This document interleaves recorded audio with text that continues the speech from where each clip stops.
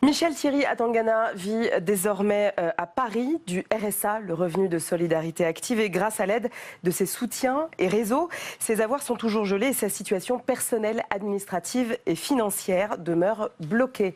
Bonjour Myriam Zain.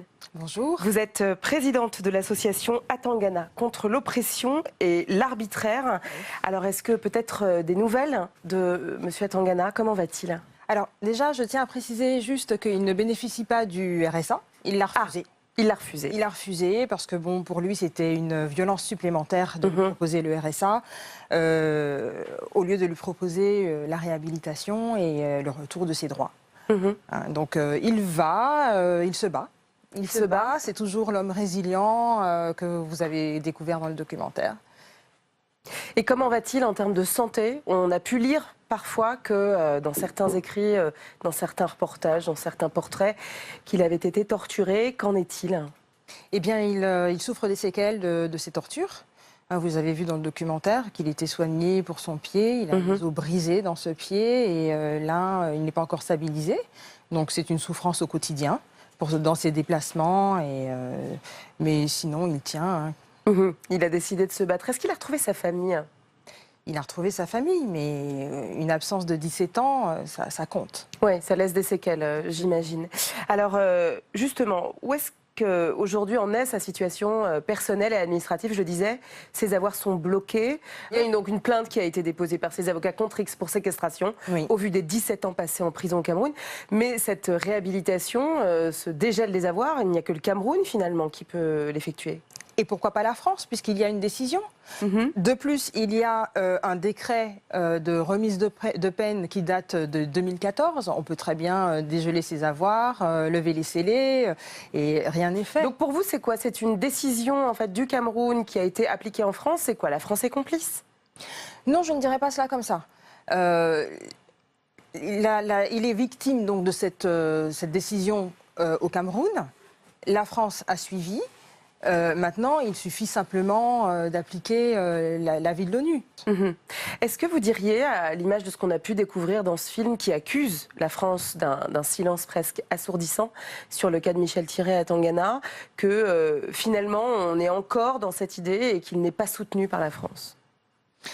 On a quelques avancées. Le ministre des Affaires étrangères, Le Drian, a reconnu l'avis du groupe de travail sur la détention arbitraire. Il faut que ça se traduise au niveau de l'administration et au niveau des instances. Mais on a une avancée au niveau français. Bon, ça va doucement, doucement. Là, on compte un petit peu sur la protection diplomatique parce qu'avec une absence de protection consulaire pendant 13 ans, là, il y a clairement des manquements de la France qu'il faut corriger. Et c'est une situation exceptionnelle, très grave et qui nécessite une intervention au plus haut niveau. Est-ce que vous avez, justement, vous le disiez, Jean-Yves Le Drian a fait des pas, vous avez été reçu, il a été reçu peut-être par le ministère des Affaires étrangères, par la cellule diplomatique de l'Élysée. Est-ce qu'on connaît sa situation aujourd'hui? Il a été reçu, oui, en 2014. Et depuis? En catimini. On a fait des promesses non tenues. Le président Hollande a été courageux dans cette affaire parce que, à peine arrivé à l'Élysée, il s'est mobilisé pour la libération de Michel Thierry Atangana. Le travail reste inachevé parce qu'il a été libéré, mais c'est difficile pour lui de se réinsérer. Donc, je ne veux pas dire qu'il a été clochardisé par la suite, mais cette non-réponse est quand même violente. Est-ce que le titre de ce film, c'est Scandale d'État? Est-ce que vous diriez que... Scandale d'État au pluriel. Est-ce qu'il a été abandonné par la France, sachant que, je l'ai appris, il est exclusivement français? Oui, il a été complètement abandonné par la France pendant des années, alors que les Américains, donc c'est le département d'État américain, s'est inquiété de sa situation depuis 1999. Je rappelle qu'il a été arrêté. Il a été considéré comme opposant politique par les États-Unis. Sa détention a été reconnue comme étant arbitraire par le département d'État. Pourquoi, selon vous, la France est restée silencieuse? Il y a eu plusieurs excuses. Par exemple, lorsque le ministère des Affaires étrangères, le Quai d'Orsay, a été sollicité à plusieurs reprises, à chaque fois qu'il y a eu un changement de gouvernement, la réponse était notre compatriote est quand même franco-camerounais. Au Cameroun, il est camerounais, donc pas d'ingérence, on n'intervient pas. Mais est-il camerounais? Il est français. d'origine camerounaise. Il est français depuis 1988. Il entre au Cameroun avec un titre de séjour, un permis de travail. Donc il a perdu sa nationalité camerounaise. Absolument. C'est ce que vous dites. On ne peut pas avoir de double nationalité quand on est camerounais. Non, il y a une Donc loi en qui est fait, claire. Michel Thierry Atangana est français. Oui. Il a perdu sa nationalité camerounaise, sauf qu'on a continué de le considérer comme étant camerounais. C'est ça ? À dessein. À dessein. Alors, dernière question. Pourquoi est-ce que vous avez décidé de vous engager dans ce dossier ? Je me suis engagée, j'ai rencontré Michel Thierry Atangana un peu par hasard. Il était question de sa réinsertion administrative et puis j'ai découvert un dossier. Et en même temps que le dossier, j'ai rencontré la violence de l'indifférence. Certains défenseurs des droits de l'homme qui vous disent « Oh, il n'y a pas de fumée sans feu ». Il y a un racisme social parce qu'il est financier, il est homme, jeune, financier. Donc, les questions d'argent en France... on n'aime pas. En gros, il est forcément un peu responsable, c'est ça que vous voulez dire? Oui, et puis la France, l'Afrique, les sous, et puis les d'origine africaine, bon, ça sent pas bon. C'est pas le propos. C'est pas le sujet. Et donc j'ai décidé de m'engager dans ce combat parce qu'il y avait cette injustice et cette violence et cette indifférence. Bon, bah écoutez, merci en attendant d'être venu témoigner sur ce combat, Myriam Zein. Merci de m'avoir reçu. Merci beaucoup. Alors l'affaire Michel Thierry Atangana est-elle un scandale d'État et pourquoi ce cas est-il symbolique des relations entre la France, ancienne puissance coloniale, et ses anciennes colonies? Que dire par ailleurs de ces relations? La France-Afrique est-elle morte ou est-ce que son dernier vestige est le franc CFA, une monnaie africaine indexée sur l'euro? Pour en débattre, j'ai le plaisir de recevoir Antoine Glaser. Bonjour. Bonjour.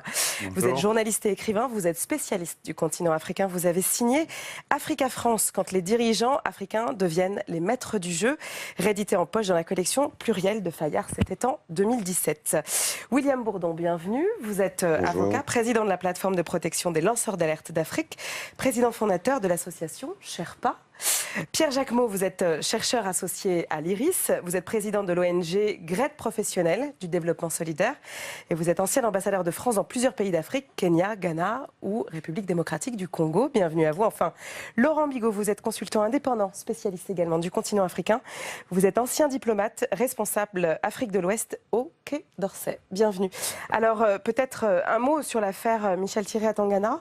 Est-ce que vous diriez, comme est sous-titré ce documentaire, que c'est un scandale d'État? William Bourdon d'abord. Je vais être très franc avec vous. Je suis un peu gêné de répondre parce que j'étais l'avocat de Michel Atangana pendant des années. Donc je l'ai accompagné, donc ça ne me met pas dans une position absolument idéale pour répondre. Mais enfin quand même, je vais essayer de répondre. Cet homme, à juste titre, s'est senti abandonné par la France. Et à juste titre, a considéré qu'il y avait du côté des services consulaires une forme de résignation à sa situation, qu'on a essayé d'objectiver, peut-être pas dans un délit de nationalité, mais oui, quelque chose qui ressemble à un refus de prendre en compte sa qualité de citoyen français, qui est évidemment créateur d'obligations, et comme on ne voulait pas les tenir, on a fait cette pirouette qui était, d'une certaine façon, de le déchoir de facto de sa nationalité française. Et tout ça pourquoi? Parce que, évidemment, le sous-jacent, c'est cette frilosité, cette timidité, cette complaisance qui existe parfois de façon très cynique, ou pas d'ailleurs, avec certains grands patrons africains, et en l'espèce Paul Biya. Pierre Jacquemot, pourquoi ce silence coupable de la France durant 13 années?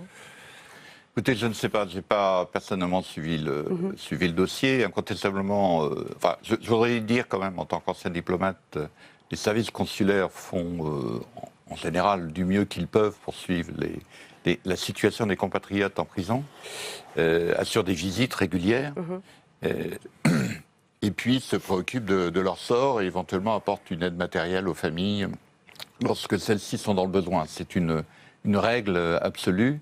Dans le cas d'espèce que je ne connais pas dans les détails, mais j'entends ce que dit William Bourdon. Il y a eu probablement des manquements, c'est possible, mais je ne souhaite pas commenter n'ayant pas d'informations particulières. Antoine Glaser, est-ce que vous aviez eu vent de cette affaire déjà? Oui, absolument, mais c'était malheureusement, parmi d'autres. Et c'est vrai que ce qui a vraiment changé, c'est qu'il y a eu un ambassadeur de France qui a été très courageux, Bruno Guin, qui n'était plus reçu par le président Paul Biya. Paul Biya a été traité par la France, encore maintenant, comme de la nitroglycérine. À partir du moment où c'est un pays où vous avez surtout une sécurité israélienne, où la France ne se sent pas chez elle, au Cameroun, comme elle peut souvent se sentir à tort en Côte d'Ivoire, au Sénégal, dans ce genre de pays, c'est vrai que le Cameroun, Biya a toujours été traité différemment, comme s'ils craignaient vraiment Paul Biya, craignaient ses réactions, et du coup c'est vraiment un pays où c'est motus bouche cousue, c'est vraiment été, c'est particulier au Cameroun. Et franchement, Bruno Guin, c'est étonnant, je veux dire, c'est parce que j'ai jamais vu un ambassadeur de France, je ne vais pas citer son nom, mais vous avez un ancien ambassadeur de France qui est le conseiller actuellement de Paul Biya, depuis des années, qui a son bureau au palais des Toudis à Yaoundé. Laurent Bigot, quand on entend l'analyse de M. Glaser, diriez-vous qu'il y a eu des intérêts supérieurs à celui du ressortissant français qu'est Michel Thierry-Tangana ? Ce qui est sûr, c'est qu'il n'a pas bénéficié de la protection consulaire que tout citoyen français est en droit de bénéficier dans une telle circonstance, sans préjuger du fait que la procédure tenait ou pas était légitime. Et ça, c'est clair. Donc, on suppose que derrière, il y a eu des arbitrages et qu'effectivement, il n'était pas dans les intérêts français de lui assurer sa protection consulaire. C'est vrai qu'il y a une croyance, la pratique que j'ai au Quai d'Orsay, il y a une croyance qui consiste à dire il ne faut pas froisser tel chef d'État si on veut obtenir d'autres choses par ailleurs. Moi, j'ai toujours pensé qu'on pouvait tout obtenir à partir du moment où on considérait que c'était nos intérêts. Mais c'est vrai que cette croyance, elle est tenace et souvent on fait des arbitrages alors qu'on peut avoir les deux. C'est la pratique que j'ai eue en diplomatie et on peut légitimement penser que dans le cas d'espèce, il y a eu des arbitrages. Alors, la question de ces arbitrages, elle pose la question aussi de la place de la France en Afrique. On se souvient donc d'un discours d'Emmanuel Macron à Ouagadougou, au Burkina Faso, en novembre dernier, devant les étudiants. Il déclarait à l'époque qu'il n'y a plus de politique africaine de la France. Alors, quelles sont justement aujourd'hui les relations entre les deux pays ? On écoute le président français. C'est quelque part, vous me parlez comme s'il était toujours une puissance coloniale. Mais moi, je ne veux pas m'occuper d'électricité dans les universités.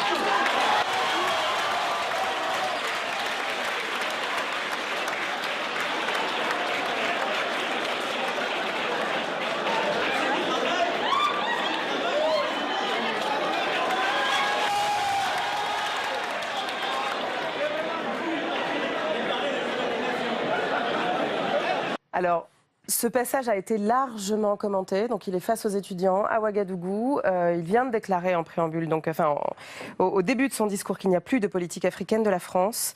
Et malgré donc le côté anecdotique de cette histoire d'aller réparer la climatisation, qu'est-ce qu'il faut voir en fait dans le message qui est envoyé ici aux étudiants à Ouagadougou, Pierre Jacquemot ? Il n'y a plus de politique africaine, mais il y a une politique française en Afrique. Je crois que c'est comme ça qu'il faut l'interpréter. D'ailleurs, ça a été redit par l'un de ses conseillers quelque temps après. Ça veut peut-être dire qu'il n'y a plus de focale comme sur l'ancien précaré. Il y a une ouverture. D'ailleurs, Emmanuel Macron va se rendre au Nigeria. Il a une ouverture sur le Kenya, sur d'autres régions qui ne sont pas dans le giron traditionnel de la relation. Il se veut le chantre d'une nouvelle politique, voilà, d'un nouveau ton. Voilà. Il intègre aussi dans l'Afrique, ce qui n'a pas toujours été le cas, les pays du Maghreb. Pour lui, c'est la Grande Afrique, il y a 54, 55 pays. Donc je pense que c'est un peu ça que ça veut dire.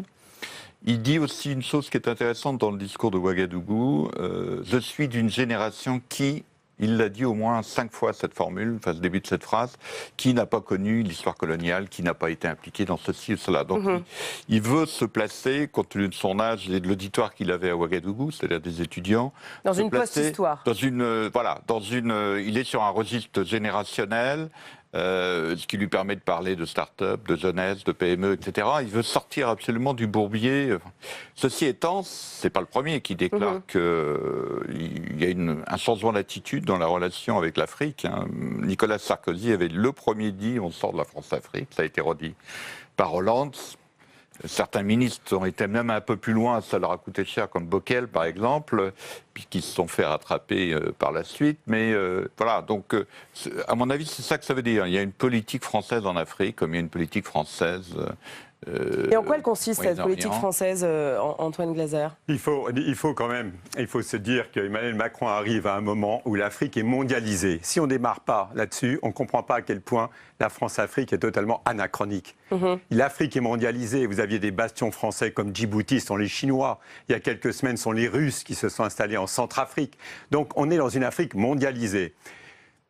Emmanuel Macron, dans sa réelle politique et également diplomatie économique, et qui s'adresse aux premiers de cordée en Afrique, comme il s'adresse aux premiers de cordée en France, s'adresse évidemment aux pays qui vont compter. Donc effectivement, il va aller au Nigeria, il a reçu Joao Lourenço, le président angolais. Donc il est dans un autre truc. Il y a la seule chose que moi je trouve qu'il y a en moins pour l'instant, c'est le paternalisme. Ça veut dire, vous c'est vous, nous c'est nous. Il ne va pas parler devant les chefs d'État africains, il démarre, même si c'est une partie des magots, devant la jeunesse africaine. Mais oui, il y a quelque chose d'Obama là-dedans. Oui, mais c'est aussi de dire, vous c'est vous, nous c'est nous. Il va même, si on relit le discours, il dit à un moment donné à la jeunesse africaine, c'est pas moi qui vais virer vos autocrates, démerdez-vous, faites comme vos copains du Burkina Faso, faites votre révolution. Je ne vais pas faire la révolution à votre place. Donc le vrai changement, il ne vient pas de la France. Le vrai changement, il vient de l'Afrique. C'est cette Afrique mondialisée qui oblige la France à changer. Même s'il était rétro, Emmanuel Macron, il n'existerait plus en Afrique. William Bourdon,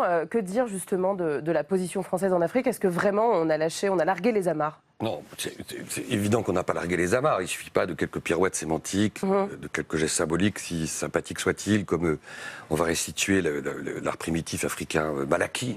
Je ne suis pas obsédé des... Ce qui a été effectivement une annonce voilà, donc il y a des gestes Macron. quand même, on va déclassifier, secret défense, des archives sur Sankara, etc. Donc, Thomas Sankara, qui était l'ancien président du Burkina Faso, qui a été assassiné en 1987. Il y a eu un bon usage du symbole, mais c'est ce qu'on attend aussi des politiques, mais le symbole ne suffit pas dans la durée.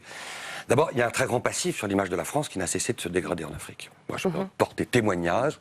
Les raisons en sont très complexes, on n'a pas le temps, mais cette image s'est profondément dégradée, y compris chez les jeunes générations.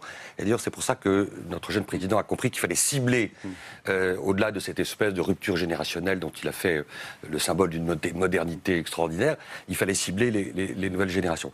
Moi, ce que je vois très, très, très modestement, c'est que, évidemment, qu'on n'est plus dans la caricature de la politique africaine, le cabinet noir, Foccart, des diplomaties parallèles. Foccart était secrétaire général aux affaires africaines entre 60 et 74. Il y a quelque chose qui a totalement bouleversé le paysage dans la relation France-Afrique. C'est la menace terroriste. Et c'est l'instrumentalisation de la menace terroriste comme une rente par un certain nombre de kleptocrates, de despotes, pour demander et obtenir le silence complaisant et coupable de la France. Ce que vous voulez dire, William Bourdon, pour être clair, c'est que vous avez des dirigeants qui s'arrogent en fait le statut de « je suis le dernier rempart ». Qui font croire qu'ils sont le bouclier absolu de la lutte contre le terrorisme, qui parfois peuvent l'être, mais qui aussi manipulent cette menace, agitent aussi le chiffon rouge d'une absence de coopération. Si demain il y avait des otages français, ça Paul Biya l'utilise très bien aussi pour répondre à ce que disait Antoine il y a quelques instants. Et donc ça veut dire que...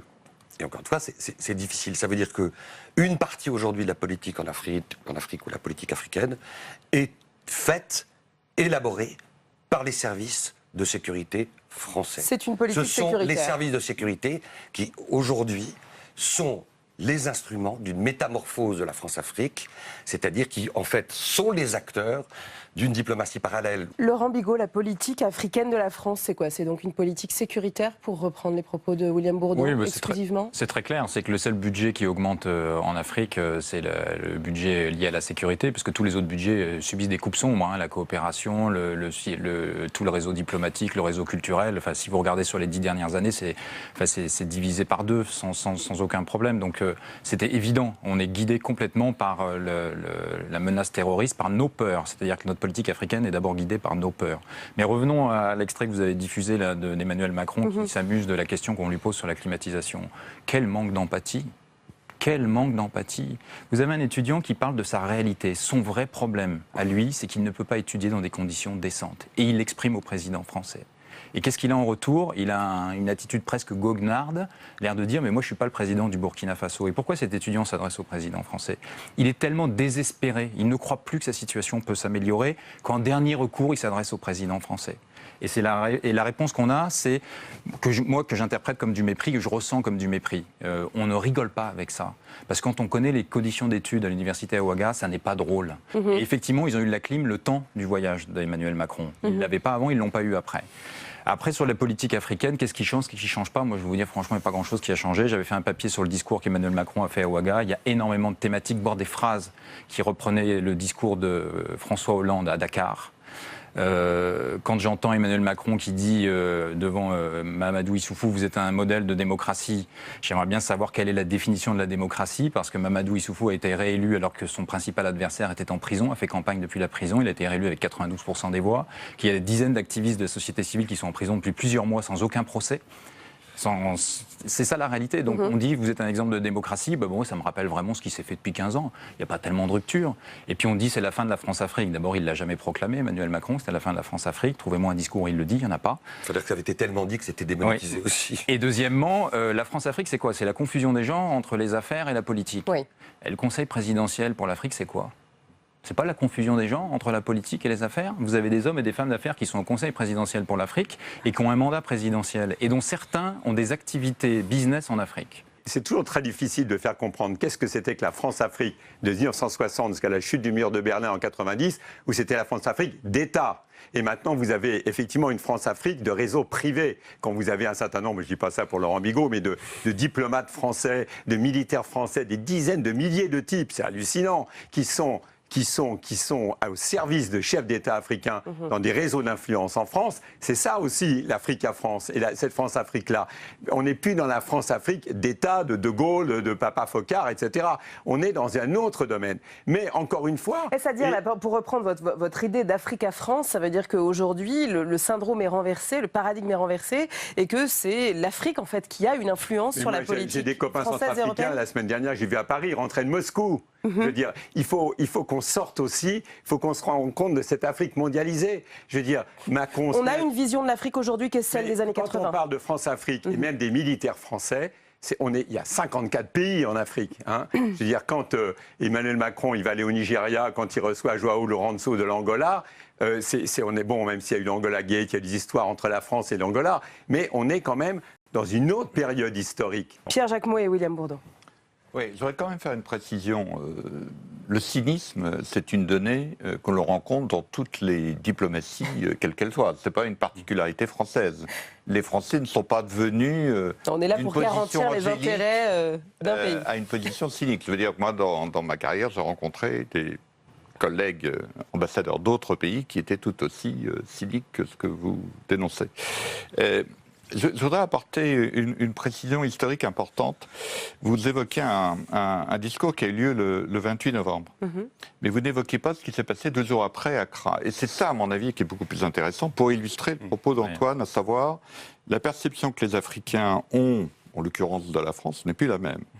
Le président du Ghana, fraîchement élu, Nana Akufo-Addo, une personnalité très importante. Ancien avocat à Paris, francophone, donc très à l'aise dans ce type de relation face à un chef de l'État, a improvisé un discours où il a dit très clairement en anglais nous n'avons pas besoin d'aide. Et ça a véritablement, je dirais, scié les jambes du président français qui ne s'y attendait absolument pas. Et ça se voit sur son body language, voilà. d'ailleurs. Et c'est beaucoup plus intéressant que l'histoire de la clim. Mais à mon avis, la véritable leçon, c'est passé 48 heures après, c'est quand Nana Akufo a dit on veut un mode de relation qui soit basé sur l'intérêt mutuel et non pas sur une assistance. D'ailleurs, les mots sont très péjoratifs. Aide, assistance, c'est condescendance, c'est unilatéral, etc.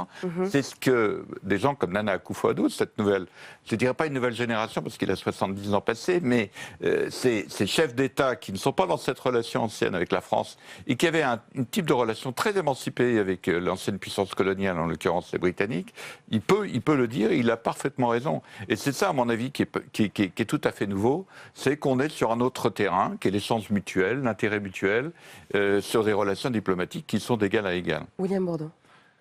Il y avait le rapport de Jacques Attali sur la francophonie, souvenez-vous, il y a 2 ans, qui disait c'est une chance formidable pour la France, pour l'Europe, mais aussi pour l'Afrique, de puiser dans cette espèce d'atout formidable qui est cette culture commune partagée. On en est très loin. Il y avait des recommandations qui étaient, tu es d'accord avec ça, qui étaient extrêmement pertinentes et justes. Tout ça était totalement vendangé et le résultat aujourd'hui, c'est que une partie des grands acteurs nouveaux, modernes, courageux de cette société civile africaine qui émerge quand même ici ou là avec audace, qu'on n'entend pas assez, se détournent de la France vont vers le Canada, vont vers des pays émergents. Ils se détournent en raison de ces atermoiements. Et vous avez raison de dire que, évidemment, le cynisme est une vertu très partagée. Mais en tous les cas, elle est proportionnelle aussi au caractère asymétrique de la relation. Or, c'est le caractère asymétrique de la relation avec l'Afrique qui fait que parfois on bascule vers l'hypercynisme.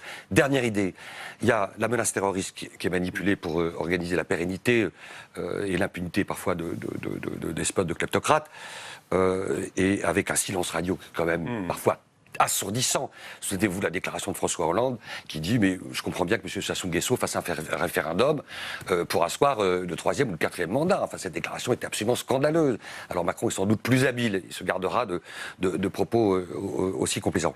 La menace migratoire, le spectacle que nous donnons dans le traitement de la crise migratoire.